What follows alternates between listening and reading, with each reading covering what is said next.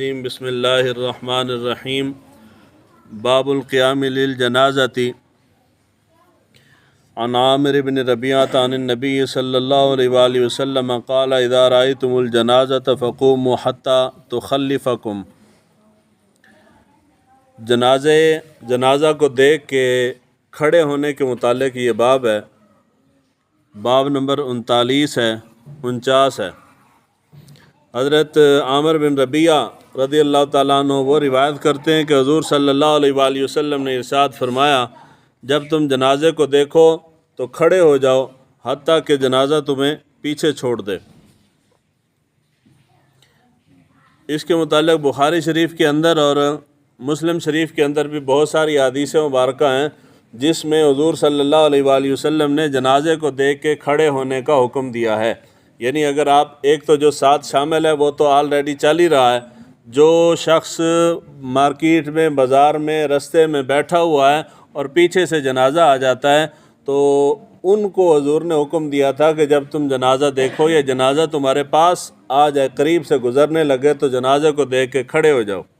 یہ ہے حدیث مبارکہ۔ اس مسئلے میں اختلاف ہے، بعض علماء اس کو جائز لکھتے ہیں، بعض اس کو جائز نہیں لکھتے۔ جنہوں نے اس کو جائز نہیں لکھا ان کا موقف یہ ہے کہ یہ حدیث مبارکہ جو ہے یہ منسوخ ہے۔ حدیث کیا ہے جی؟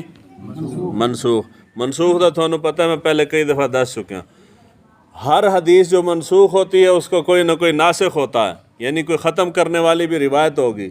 ختم کرنے والی روایت مسلم شریف کے اندر ہے، اس کے راوی حضرت علی شیر خدا کرم اللہ وجہ الکریم ہے، حضرت عبداللہ بن عمر رضی اللہ تعالیٰ عنہ ان سے مروی ہے، اور حضرت ابو ہریرہ، تین راوی ہیں ان سے مروی ہے۔ حضور صلی اللہ علیہ وآلہ وسلم پہلے ابتدائی زمانہ میں حضور جنازے کو دیکھ کے کھڑے ہونے کو حکم دیتے تھے، اس کے بعد حضور خود بھی کھڑے نہیں ہوتے تھے اور آپ نے حکم دینا بھی چھوڑ دیا تھا۔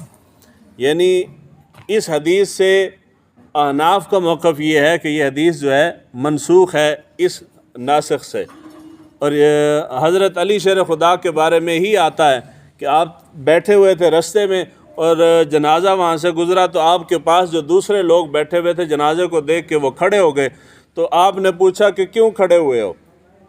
انہوں نے کہا کہ ہمیں حضرت ابو موسیٰ انہوں نے کہا ہے، انہوں نے حضور کا یہ فرمان سنایا کہ حضور صلی اللہ علیہ وآلہ وسلم نے حکم دیا ہے کہ جنازے کو دیکھ کے کھڑے ہو جاؤ۔ تو حضرت علی شیر خدا نے فرمایا کہ حضور نے یہ ابتدائی زمانہ میں آپ نے حکم دیا تھا، اس کے بعد حضور نے حکم دینے سے آپ رک گئے تھے اور آپ خود بھی کھڑے نہیں ہوتے تھے۔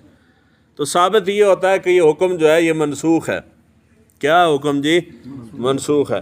اگر کوئی شخص جنازے کو دیکھ کے کھڑا ہو جائے تو گناہ نہیں ہے، ثواب کی امید سے بھی کھڑا نہ ہو، حضور کی سنت سمجھ کے بھی کھڑا نہ ہو، چونکہ وہ حکم ختم ہو گیا، حضور کی طرف منسوب نہ کرے۔ ویسے ہی احتراماً اگر کوئی کھڑا ہونا چاہے تو گناہ کوئی نہیں ہے، ثواب کی امید بھی نہ رکھے، حرج بھی کوئی نہیں اس میں۔ تو اگر کوئی نہ کھڑا ہو تو یہ حضور کی سنت آپ کہہ سکتے ہیں، حضور صلی اللہ علیہ وآلہ وسلم کا چونکہ فرمان ہے، اور فرمان کے بعد صحابہ کا عمل بھی اسی پہ تھا کہ جنازے کو دیکھ کے وہ کھڑے نہیں ہوتے تھے۔ ایک دوسرا، جنازے کو دیکھ کے اگر کوئی کھڑا ہوتا ہے تو اس کے متعلق ہم کیا کہیں گے کہ کیا وہ شرک ہے؟ چونکہ تعظیماً کھڑا ہو رہا ہے نا، احترام کے طور پہ کھڑا ہو رہا ہے، تو احتراماً کھڑا ہونا جو ہے یہ مطلق شرک نہیں ہوتا۔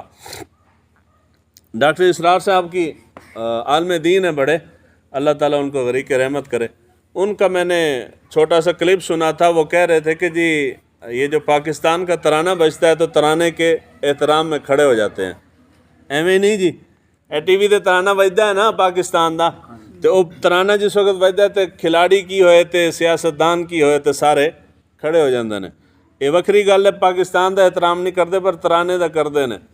انہوں نے فرمایا تھا کہ جی یہ شرک ہے، شرک نہیں ہے، ان کی اپنی رائے تھی، شرک نہیں ہوتا۔ مطلق تعظیماً کھڑا ہو جانا شرک نہیں ہے۔ اس کے اوپر روایت ہے حضرت سعد کے متعلق، سرداران میں سے تھے، جلیل القدر صحابی رسول تھے۔ حضور صلی اللہ علیہ وآلہ وسلم نے یہ طویل واقعہ پہلے ان کی حدیث مبارکہ گزر چکی ہے، غالباً غزوہ خیبر کے موقع پہ حضور صلی اللہ علیہ وآلہ وسلم نے فیصلہ کرنے کے لیے ان کو بلایا تھا کہ حضرت سعد بن معاذ کو بلا کے لاؤ. تو جب وہ آئے، وہ بیمار تھے، چونکہ سواری کے اوپر سوار ہو کے آئے، تو حضور صلی اللہ علیہ وآلہ وسلم کے ارد گرد صحابہ کا جھرمٹ تھا. جس وقت وہ قریب پہنچے تو حضور نے فرمایا کہ اپنے سردار کا شایان شان استقبال کرو. حضرت سعد آ رہے تھے سواری پہ سوار ہو کے، تو آپ نے فرمایا استقبال کرو کھڑے ہو کے.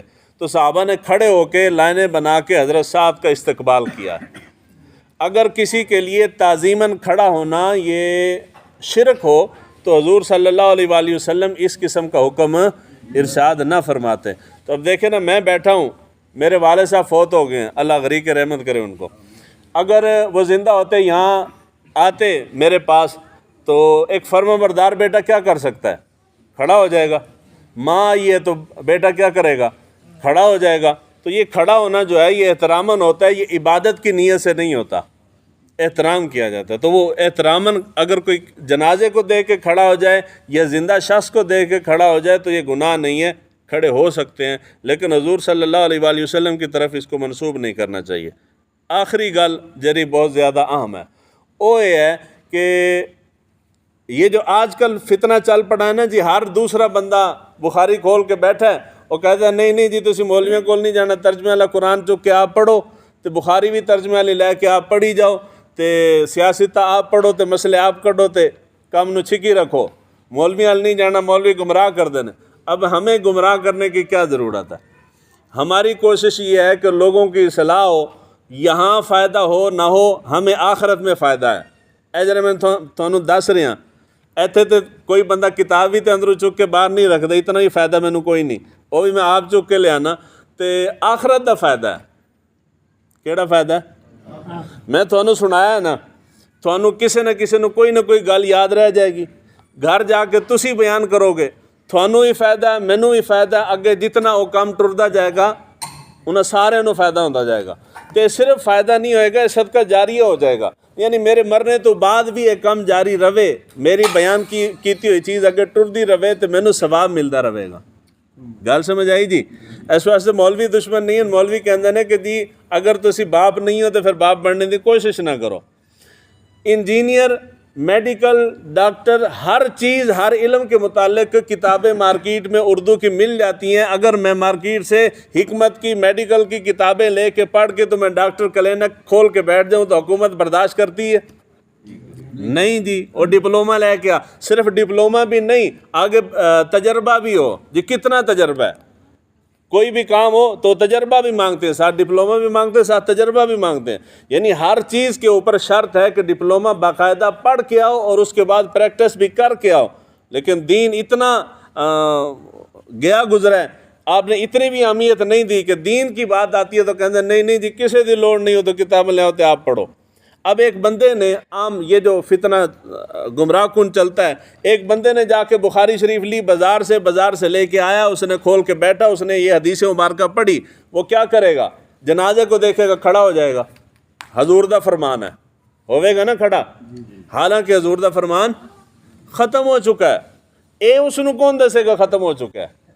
اے جدو وہ بہ کے کسی عالم دین کو باقاعدہ پڑھے گا تو پھر اس نو سمجھ آئے گا کہ ہر حدیث جو ہوتا حکم نہیں ہوتا، وہ حدیث دا سیاق و سباق دیکھنا پہنتا ہے کہ بھی اس جو ہوتے عمل کرنا ہے یا عمل نہیں کرنا. گل سمجھ آ گئی جی؟ ہاں. اس واسطے جرا باقاعدہ پڑھیا نہیں، اپنے کو چھڈی جاندہ، اس دی گل نہ سننی ہے تو نہ ہوتے عمل کرنا ہے. اللہ تعالیٰ ہمیں دین کو سیکھنے سمجھنے کی توفیق عطا فرمائے.